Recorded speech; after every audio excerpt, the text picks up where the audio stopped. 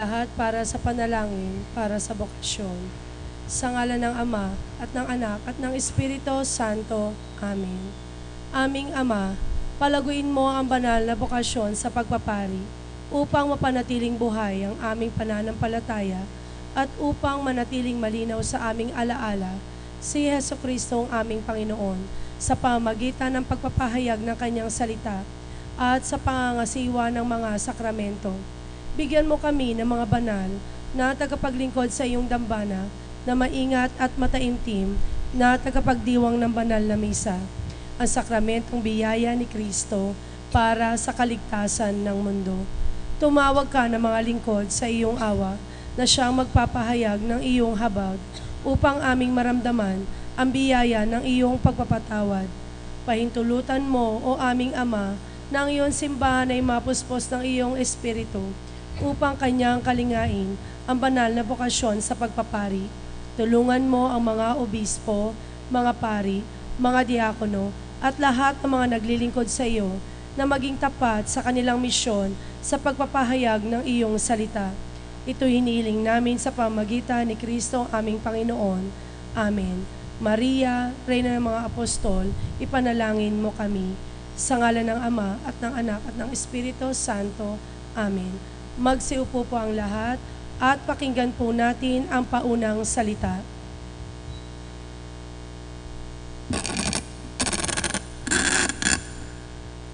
Magandang umaga po sa inyong lahat. Ngayon pong ikatlong simbang gabi ay tinatampok ang mga kalunsod nating profesional at mga kasapi ng transport sector. Ang bawat isa sa ating mga profesional ay may sinumpang tungkuling pahalagahan ng buhay, iba-iba man ang larangan ng kanilang propesyon. Inilalaan ng ating mga kapatid na profesional ang kanilang buhay upang makapaglingkod sa kapwa bilang mabuting katiwala. Ang mga kapatid nating driver, super, at operators na kabilang sa sektor ng transportasyon ay nagpupuri din sa pagkakaroon ng hanap buhay na may karangalan at may pagmamalaki kanino man. Pinahahalagahan natin ang kanilang paglilingkod sa ating mga kalusod bilang tagahatid sa kanilang paroroonan ng maayos at ligtas. Ang maingat na pagmamaneho at pag-aasikaso sa mga pasahero ay nagpapahiwatig ng kanilang pagiging mabuting katiwala sa buhay ng kapwa. Ipanalangin natin sila sa umagang ito. Magampanan nawa nila ang kanilang tungkulin sa lipunan at pamalagiing ligtas at maayos sa bawat sandali ang kanilang pinaglilingkurang kapwa. Ang ating punong tagapagdiwang sa banal na misang ito ay si Reverendo Padre Ronald Roel Ocampo, Junior Parochial Vicar ng ating parokya. Magsitayo po ang lahat para sa pasimula ng pagdiriwang at awitin ang panimulang awit.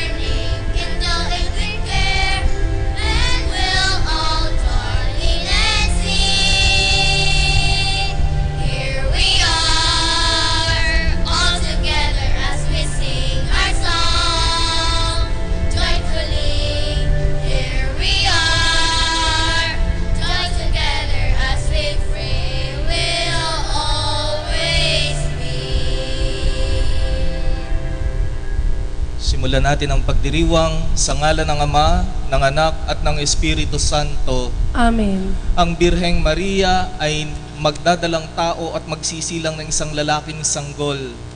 Tatawagin siyang Emmanuel na ang kahulugay. Ang Diyos ay sumasa atin. Nawa si Jesus, ang pag-ibig ng Ama, ay laging sumainyo. At sumaiyo rin. Sa Eucharistia, ibinabahagi sa atin ng Diyos ang kanyang dakilang pag-ibig. Pagsisihan natin ang ating mga pagkakataong binaliwala natin ang pag-ibig ng Diyos. Panginoong Jesus, Ikaw ang matuwid na sanga ni David, na buong dunong na maghahari sa iyong bayan. Panginoon, kaawaan mo kami. Panginoon, kaawaan mo kami. Kristo Jesus, Ikaw ang anak ng Diyos at ang Diyos na sumasa amin. Kristo, kaawaan mo kami. Kristo, kaawaan mo kami. Panginoong Jesus, pumarito ka upang iligtas ang iyong bayan mula sa kasalanan. Panginoon, kaawaan mo kami. Panginoon, kaawaan mo kami. Kaawaan tayo ng makapangyarihan Diyos. Patawarin tayo sa ating mga kasalanan at patnubayan tayo sa buhay na walang hanggan. Amen.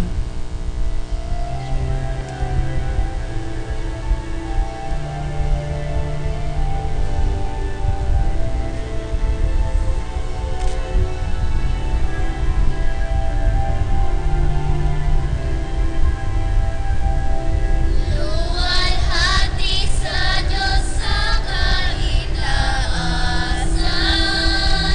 kaloob sa lupa ay kapayapaan. Pinupuri ka, ipinaglaruan, sinasamba ka dahil sa dakila mong kalwalhatian.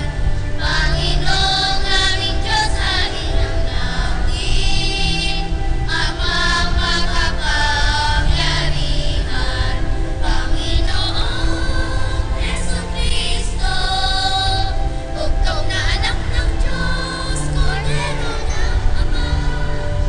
Ikaw na nag-aalis ng mga kasalanan ng sanlibutan. Tanggapin mo ang aming kahilingan. Ikaw na naluluklok sa kanan ng Ama. Maawa ka sa amin. Ikaw lamang ang banal. Panginoong Jesucristo, kasama ng Espiritu, sa walhati ng Ama. Amen. Amen.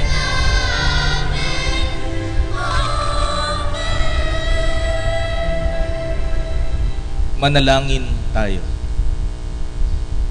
Ama naming makapangyarihan, kaming naghihirap sa mga lumang pasanin dahil sa pagkakasalang sa aming umalipin, ay palayain mo pakundangan sa bagong pagsilang na dulot ng iyong anak na aming hinihintay, sapagkat siya ang namamagitan kasama ng Espiritu Santo magpasawalang hanggan. Amen. Magsiupo po ang lahat at makinig sa pagpapahayag ng salita ng Diyos. Unang basa. Ayon kay Jeremias, isisilang ang isang hari mula sa lahi ni David. Siya ang magdudulot ng bagong pag-asa at bagong buhay para sa Israel. Pakinggan po natin ang kabuuan ng pagbasa. Pagbasa mula sa aklat ni Propeta Jeremias. Nalalapit na ang araw, sabi ng Panginoon, na pasisibulin ko mula sa lahi ni David ang isang sangang matuwid, isang hari na buong karunungang maghahari. Pairali niya sa buong lupain ang batas at katarungan. Magiging matiwasay ang Huda sa panahon ng kanyang pamamahala, at ang Israel ay mapayapang mamumuhay.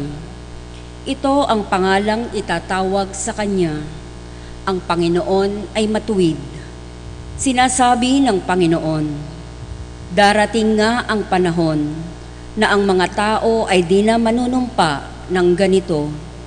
Nariyan at buhay ang Panginoong nagpalaya sa Israel mula sa Ehipto. Sa halip, sasabihin nila, saksi ko ang Panginoon na nagpalaya sa mga Israelita mula sa lupain sa Hilaga at sa lahat ng lupaing pinagtapunan ko sa kanila. Babalik sila sa sariling lupa at doon muling mamumuhay. Ang salita ng Diyos. Salamat sa Diyos. Salmong tugunan, mabubuhay siyang marangal at sasagana kailanman. Ulitin po natin. Mabubuhay siyang marangal at sasagana kailanman. Turuan mo yaong haring humatol ng katwiran. Sa taglay mong katarungan, o Diyos siya'y bahaginan, upang siya ay maging tapat mamahala sa iyong bayan, at pati sa may hirap, maging tapat siyang tunay. Mabubuhay siyang marangal at sasagana kailanman. Kanya namang ililigtas ang sinumang tumatawag, lalo yaong nalimot ng mga taong may hirap. Sa ganitong mga tao, siya ay lubhang nahahabag, sa kanila tumutulong upang sila ay maligtas. Mabubuhay siyang marangal at sasagana kailanman. Ang poong Diyos ng Israel, purihin ng taong madla, ang kahangahangang bagay, tanging siya ang may gawa. Ang dakilang ngalan niya ay purihin kailanman, at siya ay dakilain nitong buong sanlibutan. Amen. Amen. Mabubuhay siyang marangal at sasagana kailanman. Magsitayo po ang lahat bilang paggalang sa mabuting balita ng Panginoon.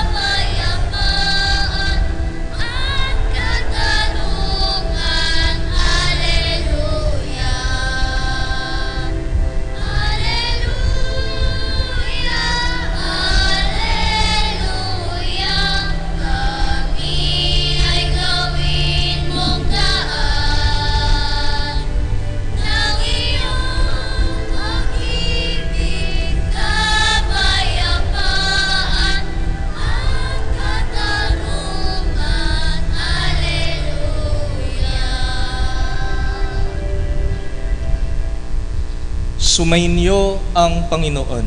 At sumaiyo rin. Ang pagpapahayag ng mabuting balita ng Panginoon ayon kay San Mateo. Papuri sa iyo, Panginoon.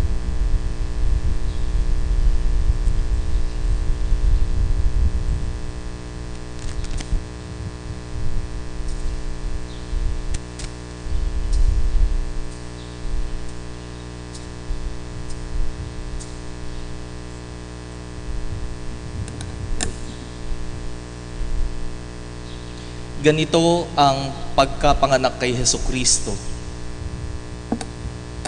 Si Maria na kaniyang ina at si Jose na nakatakda ng pakasal. Ngunit bago sila nakasal, si Maria ay natagpo ang nagdadalang tao. Ito ay sa pamamagitan ng Espiritu Santo. Isang taong matuwid itong si Jose na kanyang magiging asawa, ngunit ayaw niyang mapahiya si Maria. Kaya ipinasya niyang hiwalayan ito ng lihim. Samantalang niisip ni Jose ito, nagpakita sa kanya sa panaginip ang isang anghel ng Panginoon. Sabi nito sa kanya, Jose, anak ni David, huwag kang matakot na tuluyang pakasalan si Maria sapagkat siya'y naglihi sa pamamagitan ng Espiritu Santo. Manganganak siya ng isang lalaki at ito'y pangangalanan mong Jesus sapagkat siya ang magliligtas sa kanyang bayan sa kanilang mga kasalanan. Nangyari ang lahat ng ito upang matupad ang sinabi ng Panginoon sa pamamagitan ng propeta. Maglilihi ang isang dalaga at manganganak ng isang lalaki at tatawagin itong Emmanuel, ang kahulugay kasama natin ang Diyos. Nang magising si Jose, sinunod niya ang utos ng anghel ng Panginoon. Pinakasalan niya si Maria. Ngunit hindi ganalaw ni Jose si Maria hanggang sa maipanganak nito ang isang sanggol na lalaki na pinangalanan niyang Jesus. Mga kapatid, ang mabuting balita ng ating Panginoon. Pinupuri ka namin, Panginoong Hesukristo. Magsiupo po ang lahat at makinig sa homilya. Magandang umaga po sa inyong lahat. Nasa ikatlong araw na po tayo ng nobinaryo patungo sa paggunita ng pagsilang ng ating Mesiyas. Ikatlong araw, parang kanina nung dumaan ho ako sa harapan, parang nababawasan na. Kasi nung unang gabi, napakarami, medyo kagabi, medyo nabawasan na. At ngayong ikatlong gabi, ikatlong nobinaryo, ay mas nabawasan pa. Sino ho dito? Taas ang kamay. Nakakatatlo na. Taas ang kamay. Yan. Sino ho dito? May absent na isa. Taas ang kamay. Ayun. Sino ho dito? Ngayon pa lang sumimba. Ayun. Kasi ho, ito ho, pagkasimbang gabi, hindi ba inaasam-asam natin, makumpleto natin yung siyam na gabi? Kaya ho, pag nakasyam na gabi ka daw, meron kang platong ginto. Pagka daw ikaw ay may absent na isa, magkakaroon ka ng kutsara at tinidor na pilak. Pagka tatlo absent mo, meron kang basong tanso. Pagka apat ang absent mo, may placemat ka na yari sa dahon ng niyog. Kaya pag nakakumpleto kayo, hingin nyo ho yung premyo nyo kay Bishop tsaka kay Father Peter. Pero wag nyong sasabihin ako nagsabi ha. Okay? Alam nyo po, ito pong ebanghelyo ay patungkol sa pagkapanganak ni Jesus. Alam nyo, yung dalawang magagandang ebanghelyo ang nagpahayag nung pagkapanganak ng ating tagapagligtas. Si Mateo at si San Lucas. At magkaiba yung kanilang pagpapahayag. Matatandaan nyo kahapon, ang ebanghelyo ay patungkol saan? Doon sa genealogy ni Jesus Christ, yung 14 sets of generations, yung pinagmulang ninuno ni Jesus. Doon naman sa San Lucas, iba naman yung nagsimula. Ito naman ay tungkol sa kung paano nagpakita ang anghel kay Maria dahil sinabihan siya, inanunsyo sa kanya ng anghel kung na siya yung magdadalang tao para siya yung magdadala sa sinapupunan ng magiging tagapagligtas, magiging anak ng Panginoon. Kahapon at ngayon ay pareho pa rin si San Mateo. Pero ngayon, ito'y patungkol sa kay Jose na nung panahon na yon ay naka-engage na kay Maria. At hindi ho ba kayo, mga mag-asawa kayo, meron kayong mga plano at meron kayong mga bago ang inyong kasal, meron na kayong mga personal na ninanais sa buhay asawa o sa buhay pag-aasawa. Hindi ba meron kayong mga planong pag nagpakasal na tayo, 3 lang ang ating anak, ikaw ang maghahanap buhay, ako'y sa tahanan lamang. Yung may mga ganyang plano, hindi ba may mga plano na kayo sa buhay pagdating sa pagtataguyod ng pamilya. At palagay ko bilang mga tao, itong si Jose at si Maria, ay meron ding mga ganong plano sa buhay nila. Kaya lang, isang hindi inaasahang pagkakataon ang dumating sa buhay nila sapagkat yung kanilang mga personal na plano ay biglang nabago. Sapagkat merong pumasok sa buhay nila na hindi nila inaasahan na nung panahon ngayon, sinabi ko na nga, naka-engage na si Jose kay Maria, pero bago ang kasalan, doon natin yung pagkakataong nagdalang tao si Maria. Nung panahon yun, nagkaroon ng dilema at krisis si Jose. Kasi papanong nangyaring hindi pa sila nagpapakasal, nagdalang tao kaagad si Maria. At dahil doon, yung dala siguro ng kanyang dilema at krisis, yung human thinking, human way of resolving or giving solutions to that dilemma, that particular crisis, ay ang naging desisyon niya ay i-diborsyo si Maria or hiwalayan si Maria sapagkat nung panahong yon ay meron tayong tinatawag na ang mga babaeng ikakasal o ang mga babaeng nagdadalang tao na hindi pa na ikakasal ay kinukutya ng bayan, kinukundina ng buong bayan. Kaya nga, nung nalaman ito ni Jose, ang krisis niya ganito. Ayaw niyang mapahiya si Maria. Sa kabilang banda, hindi niya, yung sigurong krisis na hindi niya matanggap sa una dahil si Maria ay nagdalang taon na wala pa namang nangyayari sa kanila. Wala siyang choice kundi pwede niyang hiwalayan, mabubulgar. Pwede niyang hiwalayan ng hindi sinasabi ang katotohanan, pero mabubulgar pa rin ang katotohanan. Mangyayari pa rin.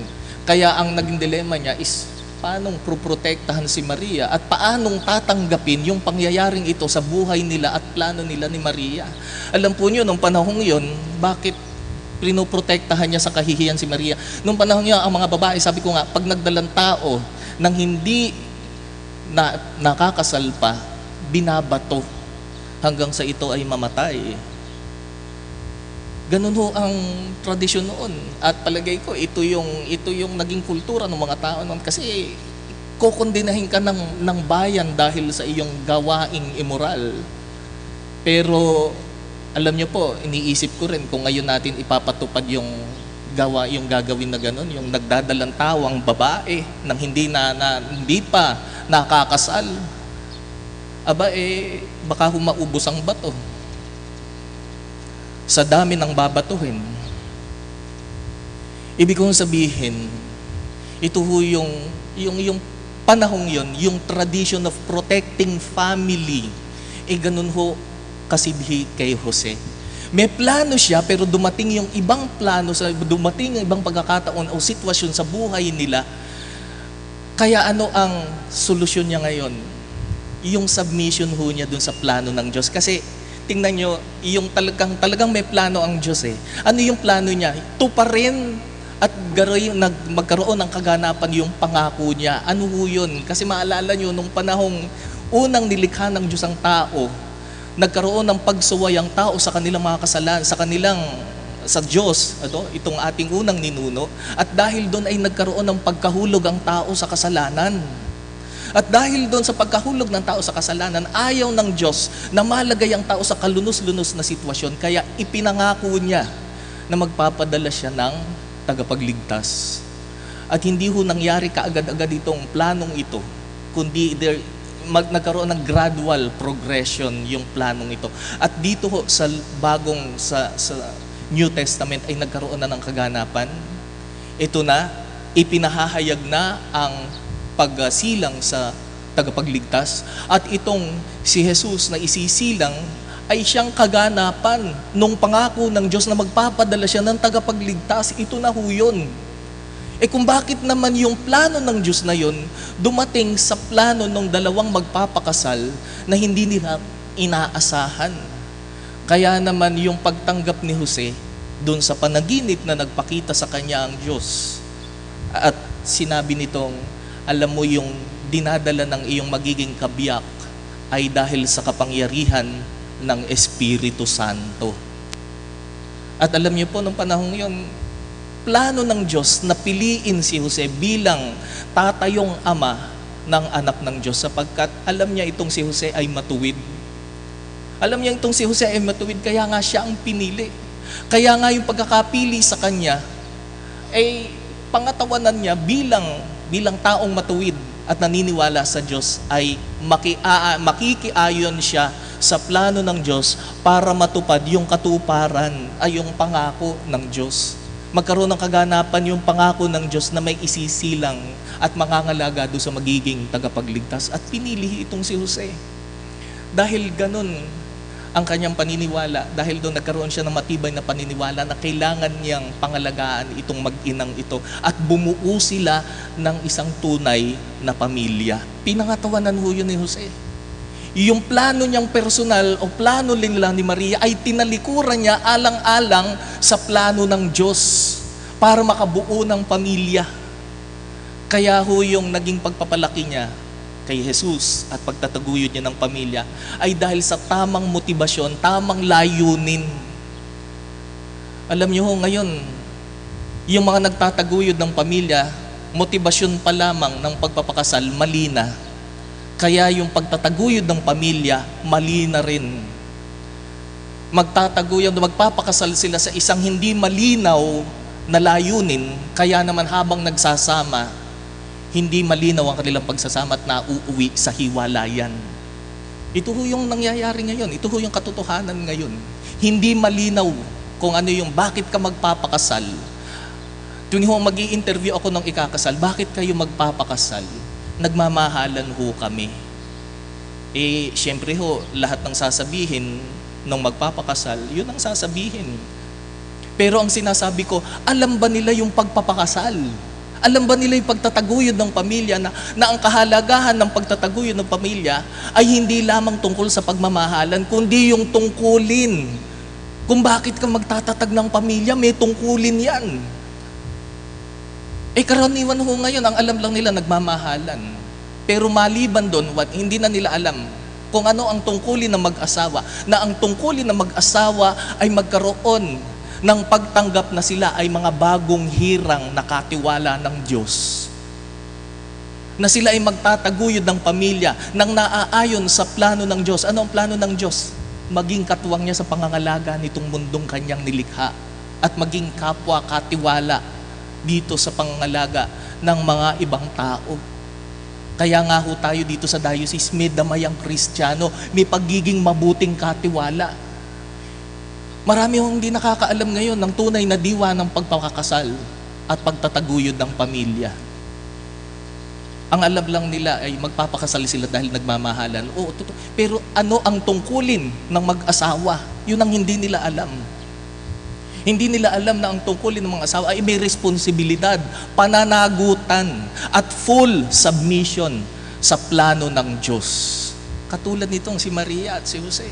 Kinalimutan nila ang sarili nilang plano, makiayon lamang sa plano ng Diyos. Ano ang plano ng Diyos?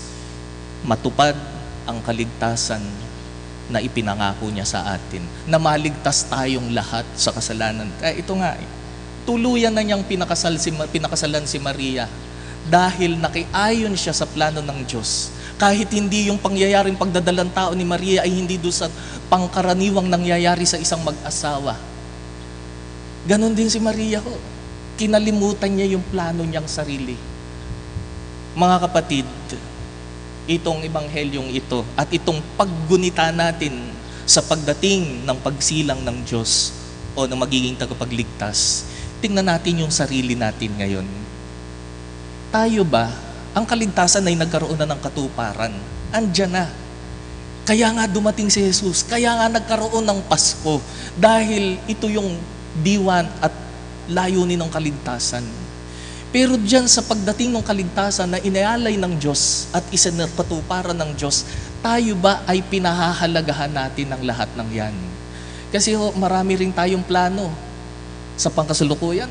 Plano natin ngayong Pasko na ito, maghanda tayo, makapagbigay tayo ng maraming aginaldo at tumanggap tayo ng maraming aginaldo at humihiling tayo na tayo magkaroon ng maraming aginaldo. Pero bago ang lahat ng yun, naalala ba natin nakapanganakan ng tagapagligtas yun? Nakapanganakan ni Jesus yun, na si Jesus na nagkatawang tao para sa kaligtasan. Naalala ba natin yun? Pinahalagahan ba natin yun? Nakibahagi ba tayo dun? Andyan na. Kaya lang, yung pagtugon, nandyan na ba? Lahat po tayo ay tinatawag dito na makibahagi. Yun hong probably yung generation kahapon patungkol dun sa Ebanghelyo kahapon about the genealogy of Jesus. Hanggang sa henerasyon ho natin, bahagi ho tayo ng kaligtasan yun. Kasama tayo dun sa kasaysayan na yun. At hanggang ngayon, tumatakbo yung kasaysayan na yun. Kasaysayan ng kaligtasan na kung saan ito ay plano ng Diyos. At kung tayo'y nakikiayon sa plano ng Diyos, sana makita ito sa pamumuhay natin. Sana makita ito sa tunay na pangunguna sa paglilingkod, pangangalat ng mabuting balita, at higit sa lahat, pagsamba sa Diyos. Dahil ang pakikiayon ho sa Diyos at plano ng Diyos ay full submission of oneself to the plan of God. Amen. Magsitayo pang lahat.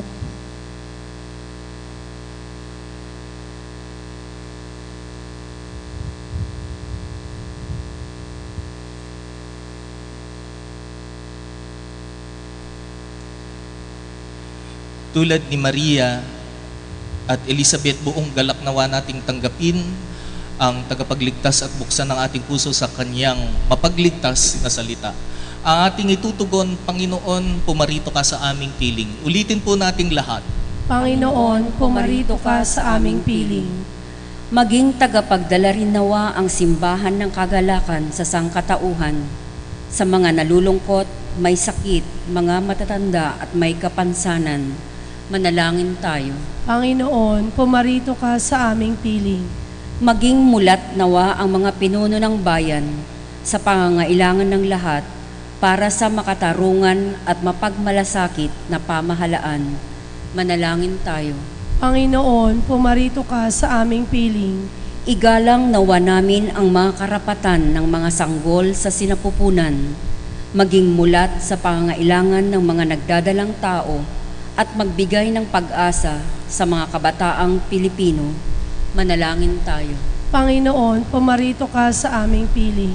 Magkaisa nawa ang mga pamilya at magkakaibigan na magkakatipon-tipon sa darating na Pasko.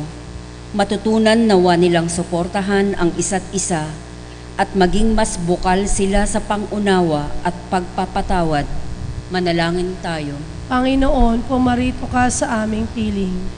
Pangalagaan nawa ng Panginoon ang aming mga mahal sa buhay na di makakapiling ngayong panahon ng Pasko.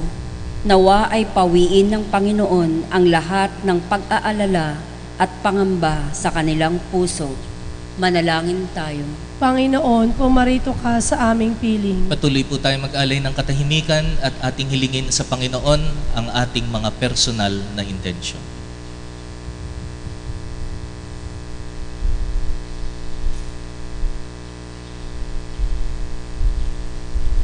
Panginoon, halina't dalawin mo ang iyong bayan, palakasin mo kami mula sa aming kahinaan upang tanggapin ka namin ng may kagalakan at bagong lakas. Inihiling namin ito sa pamamagitan ni Kristong aming Panginoon. Amen. Pakinggan po natin ang panalangin sa simbolikong pag-aalay.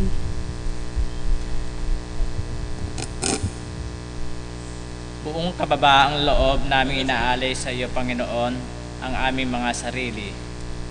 Bagamat kami ay hindi karapat-dapat, binigyan mo kami ng kakayahan at katalinuhan upang mahubog sa paglilingkod ng aming kapwa sa iba't ibang profesyong aming kinabibilangan. Narito, Panginoon, ang toga at daan, simbolo ng aming pag-aalay sa aming sarili at kakayahan. Wala kaming maiaalay sa iyo kundi ang aming buong sarili, kakayahan at talino na siya ring sumusimbolo sa aming wagas na hangaring mga paglingkod sa sambayanan. Tanggapin mo nawa ang aming handog sa iyo at basbasan mo kami upang sa araw-araw na pagpapagal ay aming magampanan ang aming mga tungkulin at unahin ang kapakanan ng aming kapwa, sapagkat ito ang iyong banal na kalooban, ang kami ay maging mabuti, tapat at mapagkakatiwalaang mga lingkod mo. Katulad ng mahal na ina, nawa maging lagi kaming handang sumunod sa iyo at maging mga halimbawa ng kababaang loob at pagtitiwala sa iyong kabutihan. Amen. Magsiupo po ang lahat para sa pag-aalay.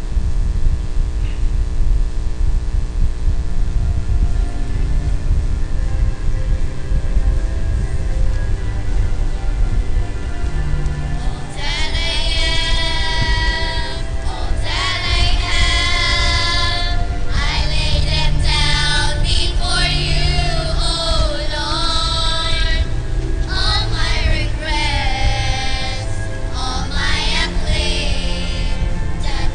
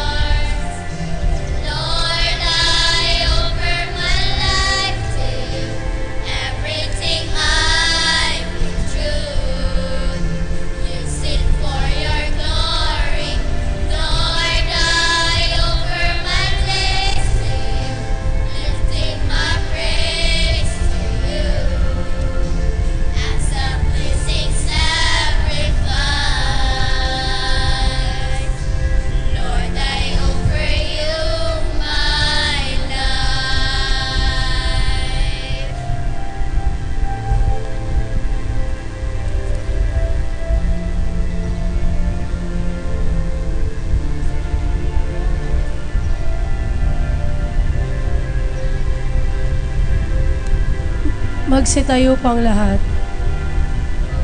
I offer my life to you, everything I've been through. Use it for your glory, Lord. I offer my days to you, lifting my praise to you as a pleasing sacrifice. Lord, I offer you my life. Manalangin kayo mga kapatid upang ang paghahain natin ay kalugdan ng Diyos amang makapangyarihan. Tanggapin nawa ng Panginoon itong paghahain sa iyong mga kamay, sa kapurihan niya at karangalan, sa ating kapakinabangan at sa buong sambayanan ni Hambanan. Ama naming lumikha, ang pagdiriwang namin itong paghahain sa iyo ay magpagindapat nawang kami pangibabawan ng ngalan mo upang kami maging marapat makasalo sa buhay ng anak mong naging abang tao upang kami pagalingin sapagkat siya ang namamagitan kasama ng Espiritu Santo magpasawalang hanggan. Amen. Sumainyo ang Panginoon. At sumaiyo rin. Itaas sa Diyos ang inyong puso at diwa. Itinaasan namin sa Panginoon. Pasalamatan natin ang Panginoong ating Diyos. Marapat na siya ay pasalamatan. Ama naming makapangyarihan, tunay ngang marapat na ikaw ay aming pasalamatan sa pamamagitan ni Jesucristo na aming Panginoon. Ang pagsusugo mo sa Kanya ay pinahayag ng lahat ng mga propeta. Ang pagsilang niya ay pinananabikan ng mahal na Birheng Kanyang inang tunay sa kapangyarihan ng Espiritong Banal. Ang pagdating niya ay nilahad ni San Juan Bautista sa kanyang pagbibinyag. Ngayong pinaghahandaan namin ang maligayang araw ng kanyang pagsilang, kami nananabik at nananalangin lubos na makaharap sa kanyang kadakilaan.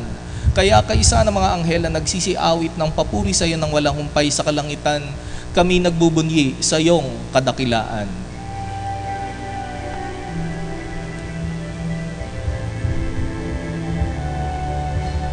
Holy, holy Lord God, from the heavens above.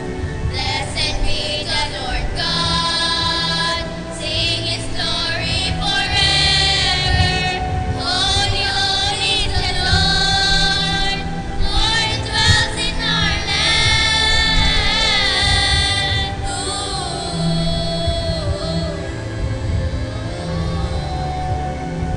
Holy, holy Lord God, from the heavens above. Blessed be the Lord God, sing His glory forever. Holy, holy is the Lord, Lord dwells in our land.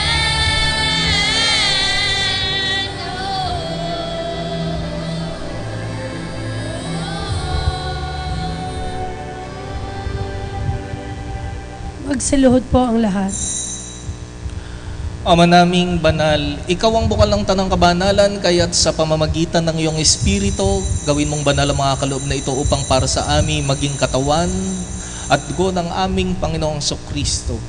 Bago niya pinagtiis ang kusang loob na maging handog, hinawakan niya ang tinapay, pinasalamatan kanya, pinaghati-hati niya iyon, iniabot sa kanyang mga alagad at sinabi, tanggapin ninyong lahat ito at kanin, ito ang aking katawan na ihahandog para sa inyo.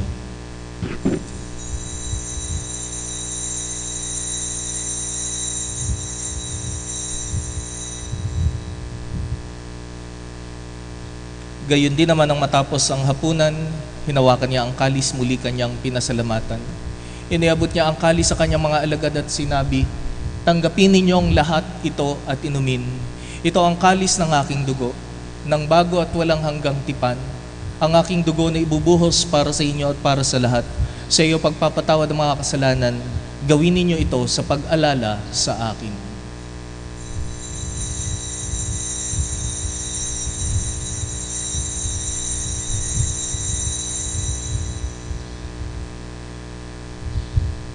Magsitayo po ang lahat.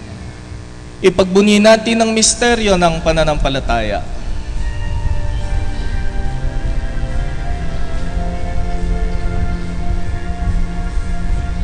We remember how you love us to your death until we celebrate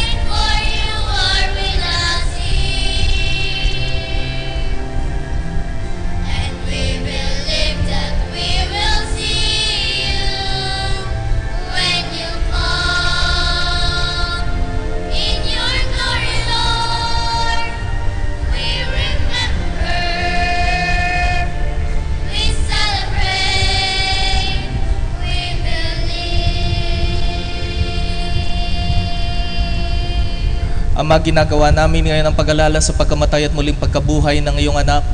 Kaya't iniaalay namin sa iyo ang tinapay na nagbibigay buhay at ang kalis na nagkakaloob ng kaligtasan. Kami nagpapasalamat dahil kami iyong minarapat na tumayo sa harap mo para maglingkod sa iyo.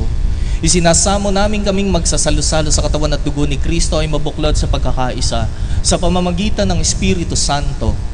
Ama, lingapin mo ang iyong simbahang laganap sa buong daigdig. Puspusin mo kami sa pag-ibig kaisa ni Francisco na aming Papa, ni Roberto na aming Obispo at ng lahat ng kaparian. Alalahanin mo rin ang mga kapatid naming nahimlay na may pag-asang sila'y muling mabubuhay, gayon din ang lahat ng mga pumanaw. Kaawaan mo sila at patuloyin sa iyong kaliwanagan. Kaawaan mo at pagindapatin kaming lahat na makasalo sa iyong buhay na walang wakas, kaisa ng mahal na Birheng Maria na Ina ng Diyos, kaisa ng mga apostol at ng lahat ng mga banal na namuhay dito sa daigdig ng kalugod-lugod sa iyo, lalong-lalo na ang ating patron na si Apo San Jose.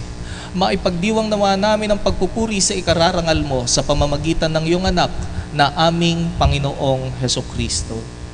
Sa pamamagitan ni Kristo, kasama niya at sa Kanya, ang lahat ng parangal at papuri ay sa iyo. Diyos amang makapangyarihan, kasama ng Espiritu Santo, magpasawalang hanggan.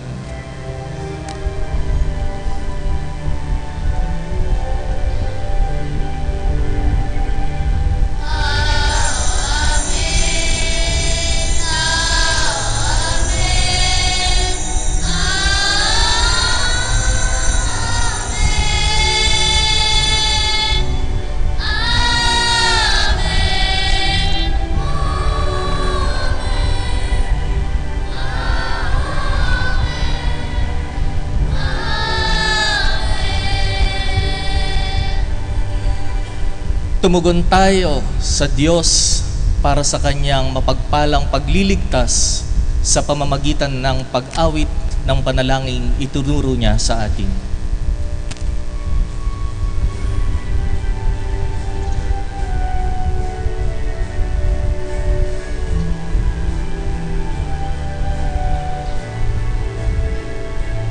Ama namin, sumasalangit ka, sambahin ang ngalan mo. Mapasa amin ang kaharian mo, sundin ang loob mo. Dito sa lupa, para lang sa langit, bigyan mo kami ngayon ng aming kakanin sa araw-araw at pagtawarin mo kami sa aming mga sala. Mapatawad namin sa nagkakasala sa amin, at huwag mo kaming ipahintulot sa tukso, at iadyan mo kami sa lahat ng masama. Hinihiling namin kami iadya sa lahat ng masama. Pagkalooban ng kapayapaan araw-araw, iligtas sa kasalanan at ilayo sa lahat ng kapahamakan. Samantalang aming pinananabikan ng dakilang araw ng pagpapahayag ng tagapagligtas naming si Hesukristo.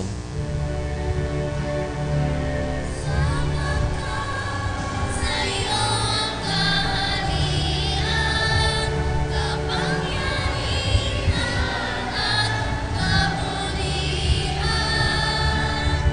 ngayon at magpakailanman. Ngayon at magpakailanman. Panginoong Hesukristo, sinabi mo sa iyong mga apostol, kapayapaan ang iniiwan ko sa inyo, ang aking kapayapaan ang ibinibigay ko sa inyo. Tungayan mo ang aming pananampalataya at huwag ang aming mga pagkakasala. Pagkalooban mo kami ng kapayapaan at pagkakaisa, ayon sa iyong kalooban, kasama ng Espiritu Santo, magpasawalang hanggan. Amen. Ang kapayapaan ng Panginoon ay laging sumainyo. At sumaiyo rin. Magbigayan kayo ng kapayapaan sa isa't isa. Kapayapaan po sa bawat isa sa inyo.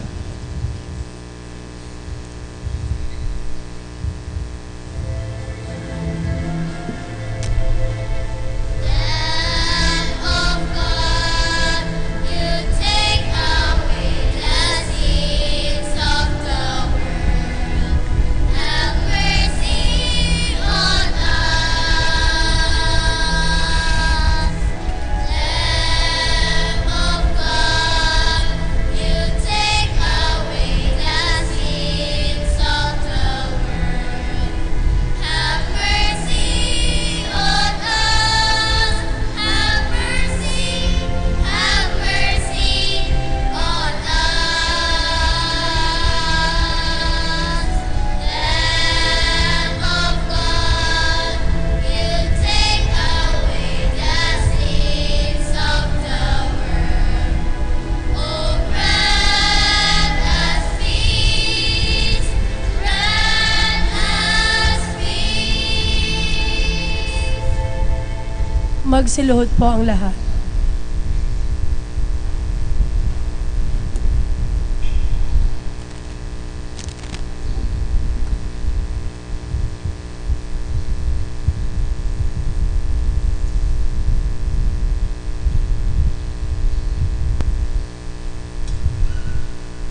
Narito si Jesus, ang kordero ng Diyos na nag-aalis ng mga kasalanan ng sanlibutan.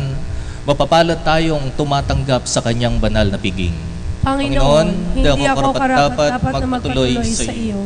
Ngunit sa isang salita mo lamang ay gagaling na ako.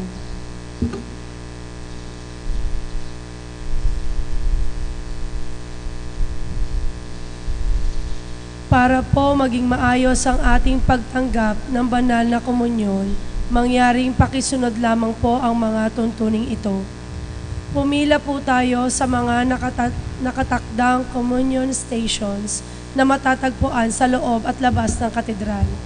Para po sa mga kapatid nating nasa labas ng katedral, mayroon pong mga laiko ministrong tutungo sa inyong lugar upang magbigay ng komunyon. Sa mga kapatid nating nasa gilid ng simbahan, lalo na sa may portiko, huwag na po tayong papasok sa loob ng katedral upang mangumunyon sapagkat may lalapit po sa inyong laiko ministro. Gawin po nating maayos at mapagnilay ang ating gagawing pagtanggap sa Panginoon sa banal na komunyon. Maraming salamat po. Karagdagang paalala lang po, ang misa ho ay nagwawakas o nagtatapos matapos ang huling pagbabasbas at hindi pagkatapos ng pagtanggap ng komunyon. Kung kayo po ay uuwi o aalis pagkatapos ng komunyon, walang saysay ho yung simba nyo. Maraming salamat po.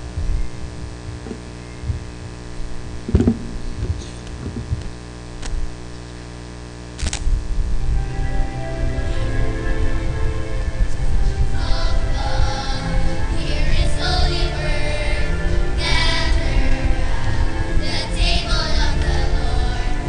Eat His body, drink His blood, and we'll sing a song of love.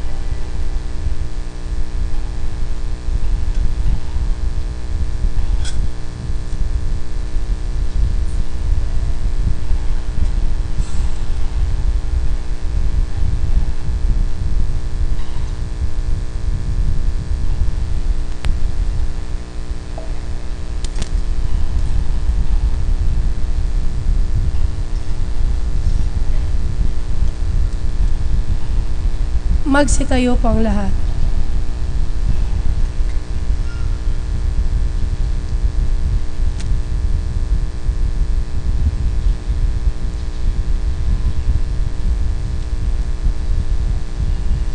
Manalangin tayo.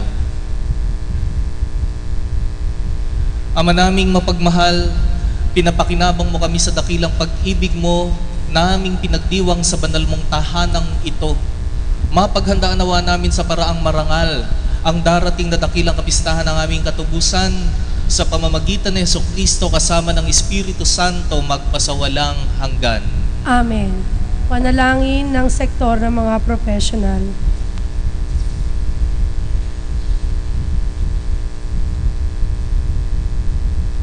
Panalangin ng sektor ng mga profesional. Panginoong Jesus, aming manunubos Magsilod po at ang lahat. tagapagligtas, narito kaming iyong mga lingkod na kabilang sa sektor ng mga profesional. Nagpupuri at nagpapasalamat sa iyong kabutihan at patuloy na pagbubuhos sa amin ng abot-abot na biyaya. Sa aming patuloy na pag-aalay ng aming sarili sa paglilingkod sa aming kapwa, hinihiling namin ang iyong pagpapala upang ang lahat ng aming mga gawain ay maging ayon sa iyong banal na kalooban. Sa aming mga sari-sariling larangan, tulungan mo kaming makita ang kahalagahan ng pagsasabuhay ng malalim na pananampalataya at turuan kami na ito ay aming maipakita sa aming pakikitungo sa kapwa at sa malinis na pangangalakal.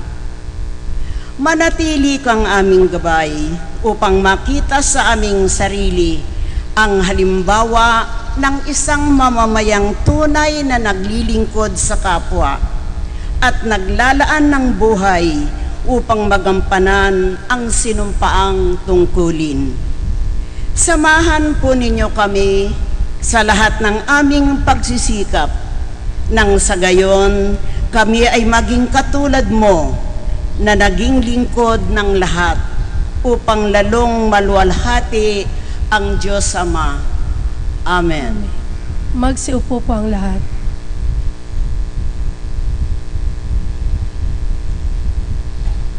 Tayo po ay magkakaroon ng second collection bilang ating tulong sa mga gastusin ng ating parokya ngayong panahon ng Pasko. Lubos po naming pinasasalamatan ang anumang halagang inyong maihahandog. Maraming salamat po.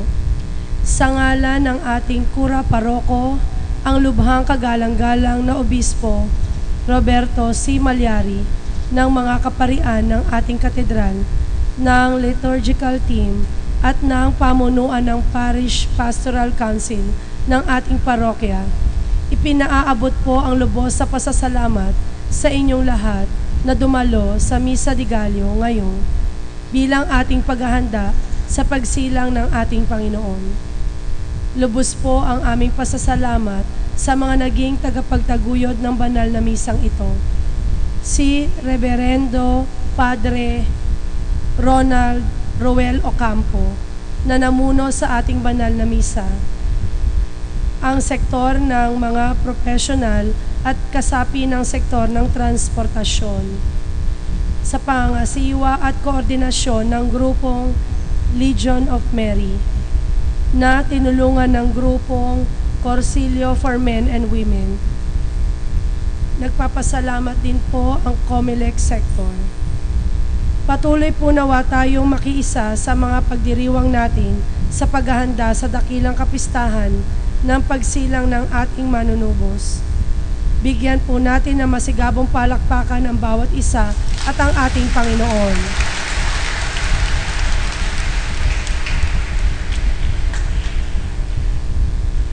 Magsitayo na po ang lahat.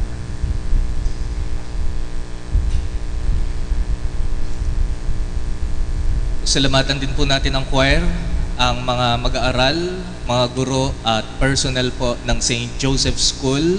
Palakpakan po natin sila. Salamat, Ma'am Maris.